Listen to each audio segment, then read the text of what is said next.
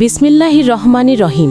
প্রিয় দর্শকবৃন্দ, দুনিয়ার চাকচিক্য, মোহ, মায়া, টাকা পয়সা আর ক্ষমতা সবই একদিন শেষ হয়ে যাবে, কিন্তু আল্লাহর ভয়, নামাজ, সৎকর্ম এগুলোই কবরের অন্ধকারে আমাদের সঙ্গী হবে। আজকের এই ভিডিওতে আমরা দেখব কিভাবে নামাজ পড়েও অনেক মানুষ জাহান্নামের আযাব থেকে বাঁচতে পারে না, কেন তাদের আমল কবরে গিয়ে ফিরিয়ে দেওয়া হয়, আর আমরা কিভাবে নিজেদের ঠিক করতে পারি। তাই ভিডিও শেষ পর্যন্ত মনোযোগ দিয়ে শুনুন, ইনশাআল্লাহ আপনার জীবন বদলে যাবে। 1. নামাজের গুরুত্ব। নামাজ শুধু দুনিয়ার নয়, আখিরাতেরও সফলতার চাবি। যারা নামাজ হালকাভাবে নেয় তাদের কিয়ামতের দিন কঠিন জবাবদিহি করতে হবে। 2. কবরের প্রশ্নোত্তর। মৃতকে মুনকার নাকির ফেরেশতা 3টি প্রশ্ন করবে। 1. তোমার রব কে? 2. তোমার দিন কি? 3. তোমার নবী কে?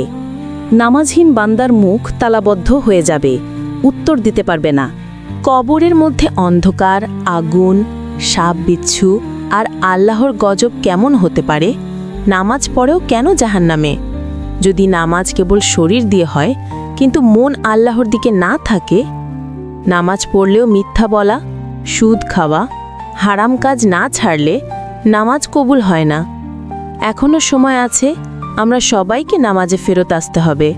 প্রতিদিন 5 ওয়াক্ত নামাজ ঠিকমতো আদায় করলে কবরের আযাব থেকে মুক্তি পাওয়া যায়। প্রিয় ভাই ও বোনেরা, মনে রাখবেন, এই দুনিয়ার জীবন খুবই ক্ষণস্থায়ী। কবর হবে আমাদের প্রথম ঘর, আর আখিরাত হবে আমাদের চিরস্থায়ী গন্তব্য। তাই আজ থেকেই তওবা করুন, নিয়মিত নামাজ পড়া শুরু করুন, আর পরিবার পরিজনকে নামাজে উৎসাহ দিন। আল্লাহ আমাদের সবাইকে নামাজের আসল মর্যাদা বোঝার তৌফিক দান করুন। আমিন।